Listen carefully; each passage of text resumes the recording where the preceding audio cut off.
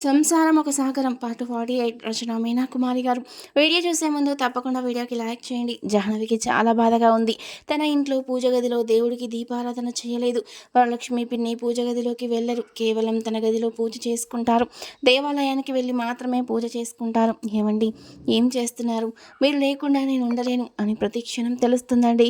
కానీ నాకు మీతో మాట్లాడడం ఇష్టం లేదు. అలా అని మీరంటే ఇష్టం లేక కాదు, కానీ నాకు ఏ విషయం తెలియకుండా దాచి ఎలా ఉంచారు? అలాంటప్పుడు నేను మీ భార్యను అని గుర్తు రాలేదా? మిమ్మల్ని నమ్ముకొని ప్రాణంగా మీరే ఇంటి పెద్దగా అన్నీ మీరే అనుకొని నీ వెనకాల నడిచాను. నాకంటూ ఏ దారి తెలియదండి. మీరు తప్ప నాకు ఒక ప్రపంచమే లేదు. కానీ తప్పక దూరంగా వచ్చేసాను నేను.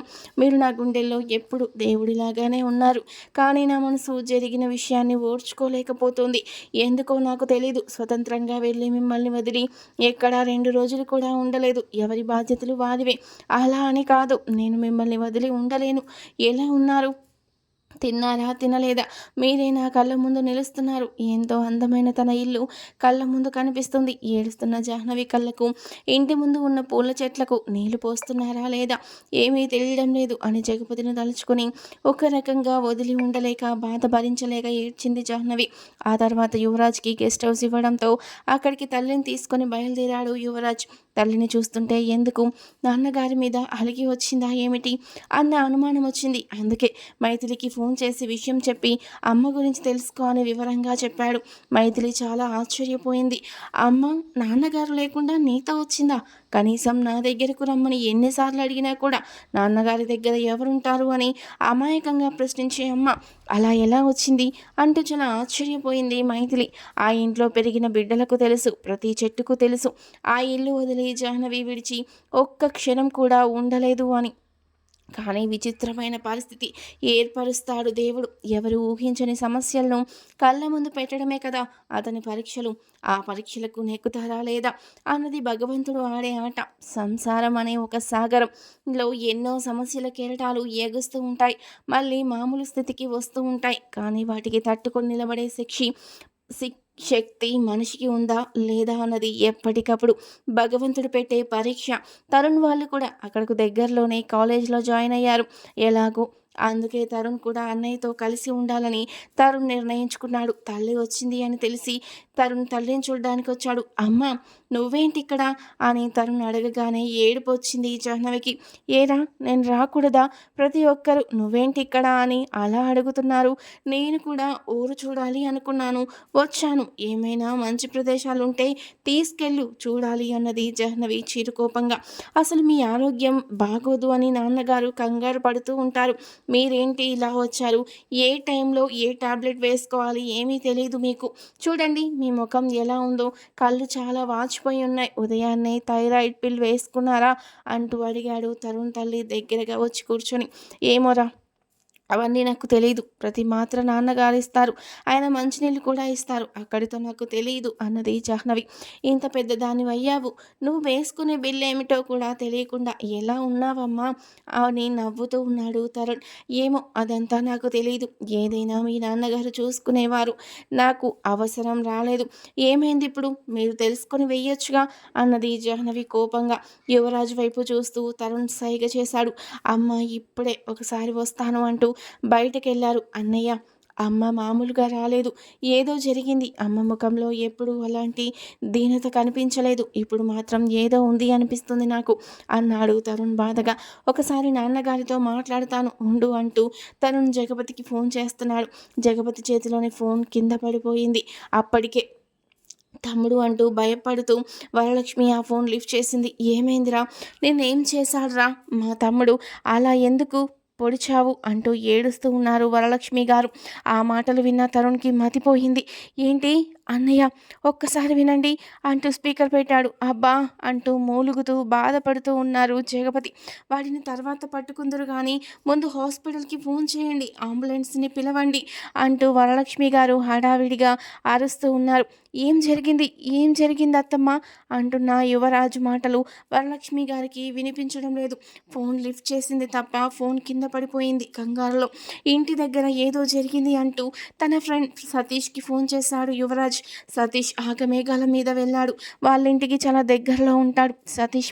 అదృష్టం కొద్దీ ఇంటి దగ్గరే ఉన్నాడు. ఆ సమయంలో ఆఫీస్కి వెళ్లకుండా అప్పటికే అంబులెన్స్ రావడం, జగపతిని తీసుకొని సతీష్ కూడా వెళ్ళడం, వరలక్ష్మి గారు ఏడుస్తూ వెళ్ళడం జరిగింది. మీ నాన్నగారిని కత్తితో పొడిచి ఎవరో పారిపోయారట. 4-5 చోట్ల బాగా లోతుగా పడ్డాయి గాయాలు. మీరు తొందరగా రావాలి అని ఫోన్ పెట్టేశాడు సతీష్. ఎందుకు ఇలా జరిగిందని వెంటనే ఫ్లైట్ టికెట్లు చూశాడు యువరాజ్.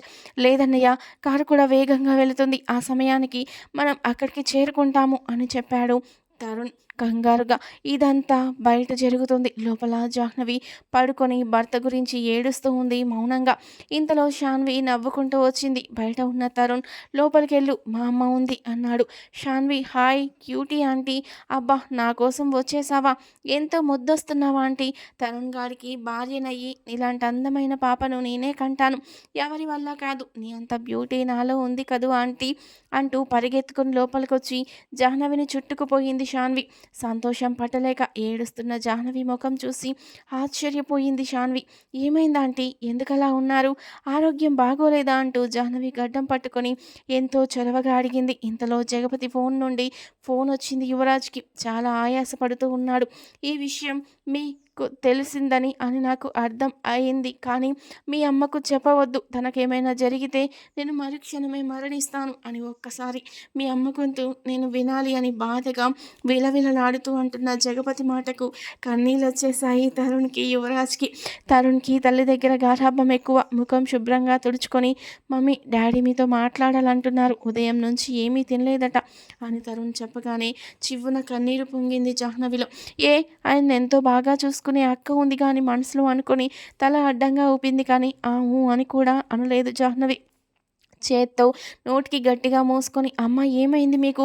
చిన్నపిల్లలా ప్రవర్తిస్తున్నారు. మా బుజ్జమ్మ కదూ, డాడీతో మాట్లాడు తల్లి అంటూ ఒక పక్కకు తిరిగి కళ్ళు తుడుచుకొని రాని నవ్వును నటిస్తున్నాడు తరుణ్. తరుణ్ ముఖాన్ని చూసి ఏదో ఇబ్బంది జరిగింది. అక్కడ కూడా వచ్చేటప్పుడు అన్నదమ్ములు ఇద్దరు చాలా సీరియస్గా డిస్కస్ చేసుకున్నారని గ్రహించింది శాన్వి. ఫోన్ ఇటీవరా, మా ఆడవాళ్లకు బోల్డ్ కష్టాలుంటాయి.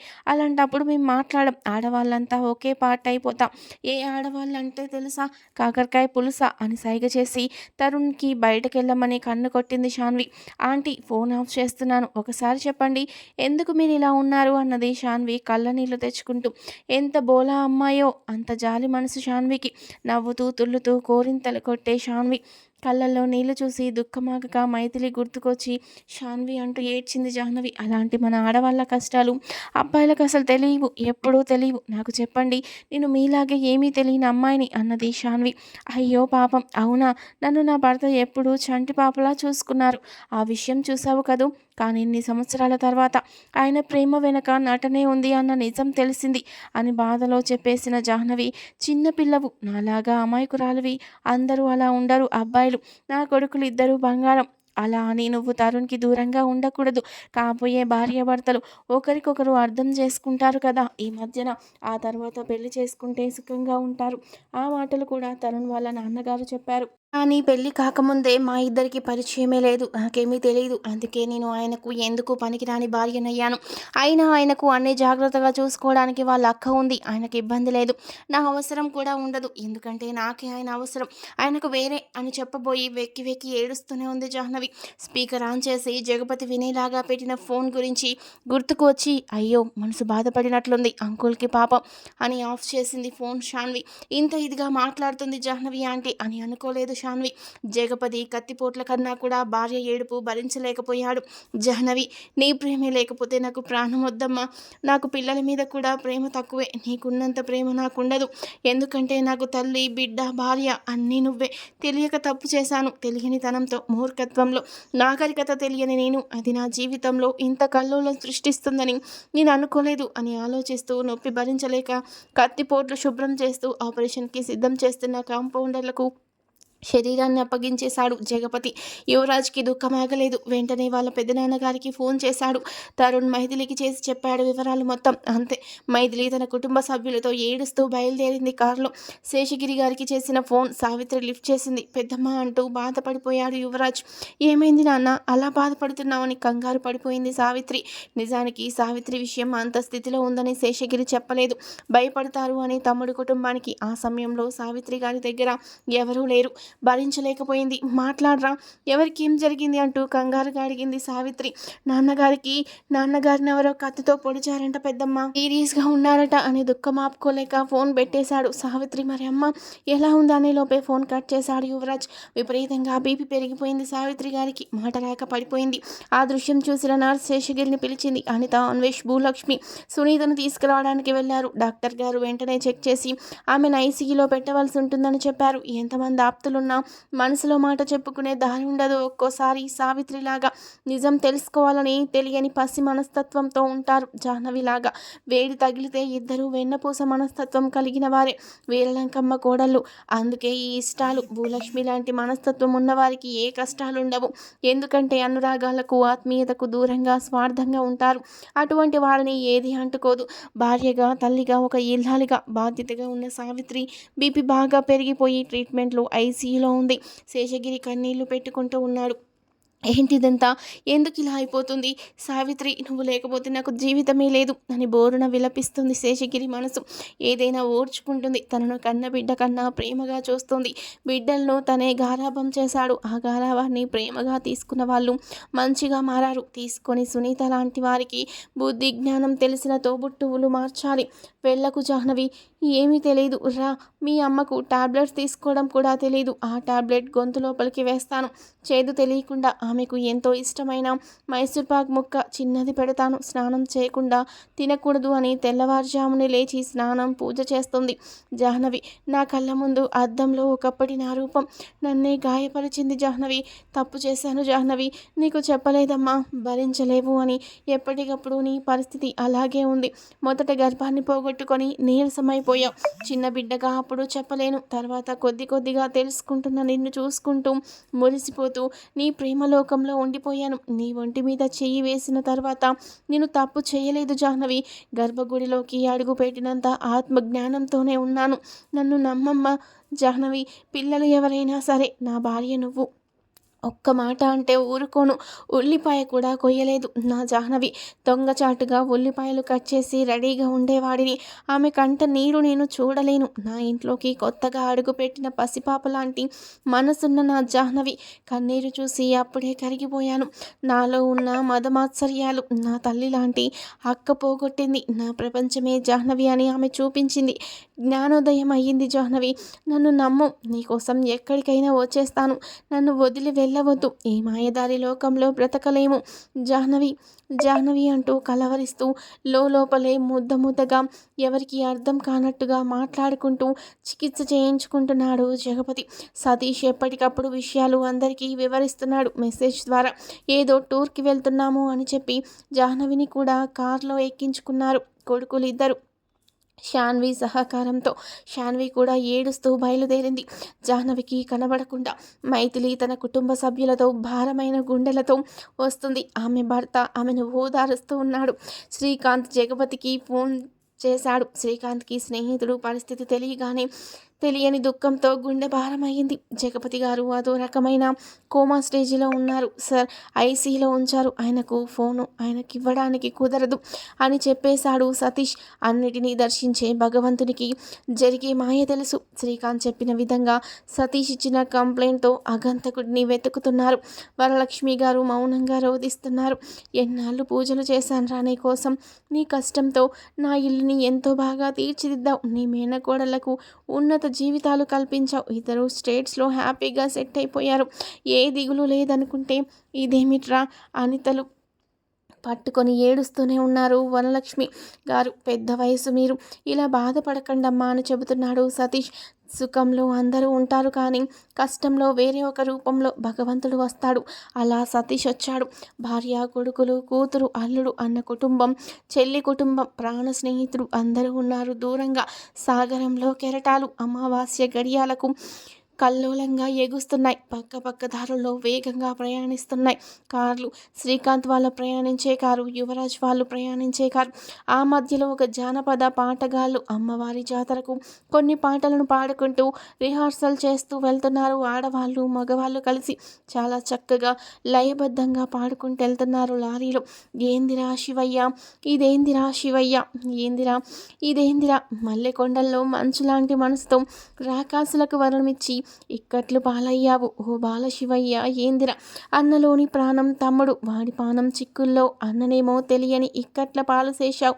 ఏందిరా తల్లి లాంటి ఆలి కోసం తల్లడిల్లే ఒక పానం, పాప లాంటి ఆలి కోసం కొట్టుకునే ఒక పానం. ఏందిరా అన్న మెరుగని మమ్ము, పుణ్య మెరుగని మమ్ము సరిచూసి దండించరా ఎగుడు దిగుడు సూపులవాడ. ఏందిరా వీణ పాట వింటూ బక్కనైన బొమ్మలు చేసే బొమ్మదేవుడు, పాలలో పడుకుండి ఏటిలో సగనిద్ర హరిహరి అంటుంటే పలుకనైనా లేదు. ఏందిరా మూడు లోకాలను ఏలే ముల్లోకవాసివి, ఎక్కడిని ఎతకాల సెడ్డకు సిక్కు అయిపోయే. ఏందిరా ఏందిరా శివయ్య, ఇదేందిరా శివయ్య, సంసార సాగరాన్ని దాటించరా అయ్యా. ఏందిరా ఐసీయూ రూమ్లో సావిత్రి గారి వైపు చూస్తూ శేషగిరి ఆమె పిల్లలు అల్లాడుతూ ఉన్నారు. అన్వేష్కు కళ్ళ నీళ్ళాగలేదు. భూలక్ష్మి అలాగే బాధగా కూర్చుంది. తండ్రిని జాగ్రత్తగా చూసుకుంటున్నారు ఆదిత్య, అనిత. సతీష్ ఫోన్ చేశాడు. ఎక్కడి వరకు వచ్చారు అంటూ. దగ్గరగా వచ్చేస్తున్నామన్ను అంటూ ఫోన్ పెట్టాడు యువరాజ్. దగ్గర దారిలో ప్రయాణించి చాకచక్యంగా యువరాజ్ తొందరగా వచ్చేశాడు హాస్పిటల్ దగ్గరికి. ఇక్కడికి ఎందుకు వచ్చారు అన్నది జాహ్నవి. ఏం చేద్దాం రండి ఆంటీ అంటూ శాన్వి జాహ్నవి చేయి పట్టుకొని దించింది. దారిలో జాహ్నవికి కొద్దిగా టిఫిన్ పెట్టించారు, మందులు కూడా వేశారు. హాస్పిటల్ ముందుగా వరలక్ష్మి కూర్చొని ఏడుస్తూ కనబడింది. ఏమైంది పిన్ని అంటూ కంగారుగా అడిగింది జాహ్నవి. పిల్లలు తల్లిని అక్కడ ఉంచి తండ్రి దగ్గరికి వెళ్ళారు చూడ్డానికి. డాక్టర్తో మాట్లాడాడు యువరాజ్. ఆయన శరీరం బలంగానే ఉంది, బాగానే సహకరించారు, ట్రీట్మెంట్ బాగానే జరిగింది. కానీ మీ నాన్నగారి మానసిక పరిస్థితి బాగోలేదు, అందుకే ఆయన మనసును సరైన స్థితిలో ఉంచలేకపోతున్నారు. అంటే మనం చెప్పిన మాటలు వారికి అర్థమవుతూనే ఉంటాయి, కానీ ఆయన మాత్రం మాట్లాడరు. వారి మనసు ఎందుకో బాగా గాయపడింది. ఆయన మనసులోని బాధ తెలుసుకుని దాన్ని బట్టి మీ కుటుంబ సభ్యులు ప్రవర్తిస్తే ఏదైనా మెరుగుపడవచ్చు అని చెప్పారు డాక్టర్ గారు. జగపతిరాజుగా ఎంతోమంది పెద్ద పెద్ద వాళ్లకు బాగా పరిచయం అయిపోయాడు ఇప్పుడు జగపతి. వాళ్ళందరూ ఆశ్చర్యపోతూ చూసి వెళ్తున్నారు. ఎంతోమందికి ఎంతో ధైర్యం చెప్పేవారు. ఆయన ఎందుకు అలాంటి స్థితిలో ఉన్నారో అర్థం కావడం లేదు అని చెప్పుకుంటూ వెళ్తున్నారు. ఆ మాటలు విన్న జాహ్నవి ఏమైంది మా ఆయనకు ఏమైంది అంటూ గట్టిగా అడిగింది కోపంగా జాహ్నవి. వరలక్ష్మి గారి వైపు చూస్తూ ఎవరిని అడుగుతావే, మొగుడిని వదిలిపెట్టి వెళ్ళిపోయి పెద్ద వచ్చింది పేరంటం అడగడానికి అన్నది వరలక్ష్మి కొత్తగా ఎప్పుడూ మాట్లాడని విధంగా. ఎందుకు మీరు అలా మాట్లాడుతున్నారు నాతో అన్నది జాహ్నవి కోపంగా. ఎలా మాట్లాడమంటావే, నాకేమన్నా చెప్పి వెళ్ళావా, ఎందుకు వెళ్తున్నావో కనీసం చెప్పావా, లేదు వెళ్ళిపోయావు, నీ ఇష్టానికి నువ్వు వెళ్ళిపోయావు అన్నది కోపంగా వరలక్ష్మి. అవును మీరున్నారుగా ఆయనకు, అందుకే వెళ్ళిపోయాను అన్నది జాహ్నవి పెంకిగా మాట్లాడుతూ. నాకేం పని, నీ మొగుడు సంగతి నాకెందుకే అందుకే పట్టించుకోను అందరికీ వినపడేలా మాట్లాడింది వరలక్ష్మి గట్టిగా. ఎందుకు పట్టించుకోరు, అన్ని మంచి ఎందుకు చెప్పారు మాకు మేము చెప్పమన్నామా, ఇప్పుడు ఎందుకు పట్టించుకోరు అన్నది కోపంగా జాహ్నవి. నాకేం పని లేదా, నీ మొగుడిని నువ్వు చూసుకోవాలి, నాకేం పని, నాకు గుడిలో చాలా పూజలు ఉన్నాయి అన్నారు వరలక్ష్మి. మీకు మీ తమ్ముడు కన్నా పూజలు ఎక్కువయ్యాయా, ఆయనకి అన్నం పెట్టలేదా, అందుకే పడిపోయారా అన్నది జాహ్నవి. ఏమో ఎందుకు పడిపోయాడో ఏమో, మాట్లాడితే నా పెళ్ళం మాట వినాలి, నీ మాట వినాలి అంటాడు, వినలేకపోతే ఉండలేదు అంట, తినలేడట. ప్రేమ వీడొక్కడే పెళ్ళామంటే, ప్రేమ దేశంలో ఎవరూ లేరు అంటూ జగపతిని కావాలని తిడుతూ ఉంది వరలక్ష్మి. అయినా మా ఆయనని ఎందుకు అలా తిడుతున్నారు, నేను ఊరుకోను అన్నది జాహ్నవి గట్టిగా. యువరాజ్ వాళ్ళు విని వాళ్ళ అమ్మని మాట్లాడకుండా చేయాలి అనుకొని వెళ్ళబోతుంటే రావద్దు అని సైగ చేసింది వరలక్ష్మి. అయినా ఆయనకు టిఫిన్ పెట్టకుండా ఏమీ చూడకుండా మీరు గుడికి వెళ్ళిపోతే ఆయన ఏం కావాలి అంటూ ఏడ్చింది జాహ్నవి. అవన్నీ నన్ను అడగడానికి బుద్ధి లేదా, అవన్నీ చేసుకోవాల్సింది నువ్వు, అవన్నీ నీ సంగతులు నాకెందుకు, నేనేదో ఉండమంటే నా తమ్ముడి ఇంట్లో ఒక పక్క నుండి పూజలు చేసుకుంటూ ఉన్నా, మొగ్గుని వదిలిపెట్టి అలా చెప్పా పెట్టకుండా వెళ్ళిపోతావు అని నేను అనుకోలేదు. చిన్న సమస్య వచ్చినా కూడా పిన్ని ఏంటి సంగతి అని అడుగుతావే, కొడుకులు పెద్ద అయ్యేసరికి తిప్పుకుంటూ వాళ్ళతో వెళ్ళిపోతావా అంటూ కేకలు వేసింది వరలక్ష్మి. మిమ్మల్ని మా అమ్మ అనుకున్నాను, అందుకే నమ్మకంతో నా భర్తను వదిలిపెట్టి వెళ్ళాను. మీరు మీ తమ్ముడిని కూడా చూస్తారుగా, అందుకే వెళ్ళాను. అయినా కూడా నాకు చాలా ఏడుపొచ్చింది. అయినా నా మాట మీకు చెప్పానా, నేను ఓర్చుకున్నాను, ఎవరికీ చెప్పలేదు అంటున్న జాహ్నవి వైపు అలాగే చూసింది వరలక్ష్మి. ఇదంతా నాకు తెలీదు. మీ ఇంట్లో మీరు ఉంటే ఉండండమ్మా, ఉండమంటే ఉంటాను. మీరు లేకుండా నన్ను ఉండమంటే నేను మాత్రం ఉండను. ముందే చెబుతున్నాను. ఇప్పుడే వాడికి అలా జరిగింది అని బాధపడుతూ ఉన్నారు వరలక్ష్మి. అబ్బో మీరేం చూడక్కర్లేదు, మా ఆయనను నేను చూసుకుంటాను. నాకు తెలీదా ఏమిటి, కాకపోతే ఏదో తప్పు చేశారు అని కోపం వచ్చింది. నేను ఆయనకు కనబడకుండా మాట్లాడకుండా అన్ని పనులు చేయగలను, అంత తెలివి నాకుంది అన్నది కోపంగా జాహ్నవి. ఏమి తెలివే, లేని తెలివి, అయ్యో రామ అని తల కొట్టుకుంది వరలక్ష్మి. అమ్మ ఒక్కసారి రండి, నాన్నగారిని చూద్దురు గాని అంటూ వచ్చాడు తరుణ్. నేను చూడను, నాకు ఏడుపు వస్తోంది, సెలైన్ పెడతారుగా, తర్వాత బయటకొస్తారు, అప్పుడు చూస్తాను అన్నది జాహ్నవి. ఇంతలో ఇద్దరు మాట్లాడుకుంటూ వెళ్తున్నారు. అయినా అతనెవరు, 4 చోట్ల బలంగా పొడిచాడు. జగపతి గారు అలా తప్పించుకోకుండా ఎలా ఉన్నారు? ప్రతి విషయంలోనూ చాలా జాగ్రత్తగా ఉంటారు ఆయన. వ్యాపారంలో ఎన్నోసార్లు ఎందరితోనో ఆయన ఎదుర్కొన్నాడు. కానీ ఇప్పుడు ఇలా ఎలా జరిగింది? పాపం అన్నీ జగపతిని చూసిన వారు చెప్పుకుంటూ ఉంటే కత్తిపోటేమిటి అన్నది భయపడుతూ జాహ్నవి. వీడియో చూసే ముందు ప్లీజ్ అండి వీడియోకి తప్పకుండా లైక్ చేయండి. చూస్తున్నారు కానీ ఎవ్వరూ లైక్ చేయట్లేదు. ప్లీజ్ ఒక్క లైక్ చేయండి. వాడెవడో దిక్కుమాలిన సచ్చినోడు పొడిచాడు అన్నారు వరలక్ష్మి గారు. నేను వదిలిపెట్టి వెళ్ళిపోతే ఆయన్నెవరో పొడుస్తుంటే మీరు మధ్యలోకి వెళ్ళలేదా అన్నది కోపంగా జాహ్నవి. ఇది బాగానే ఉంది, నీ మొగుడికి ఏం కాకూడదు, ఆ కత్తిపోట్లు నేనే పొడిపించుకోవాలా అన్నది వరలక్ష్మి. అమ్మో ఇలా మాట్లాడుతున్నారు, ఎలా ఉండేవారు ఇలా అయ్యారు మీరు అన్నది జాహ్నవి కోపంగా. ఆయన డాక్టర్లకు తెలుసు, బాగానే వైద్యం చేస్తారు, ఆయనకి నయం అవుతుంది, ఆ తర్వాత చెప్తాను మీ అందరి పని అంటూ వరలక్ష్మి గారి వైపు చూసింది జాహ్నవి కోపంగా బుంగమూతి పెట్టుకొని. తర్వాత ఏం జరిగిందనేది నెక్స్ట్ పార్ట్లో తెలుసుకుందాం. వీడియోకి తప్పకుండా లైక్ చేయండి, నచ్చితే సబ్స్క్రైబ్ కూడా చేసుకోండి. Thank you for watching.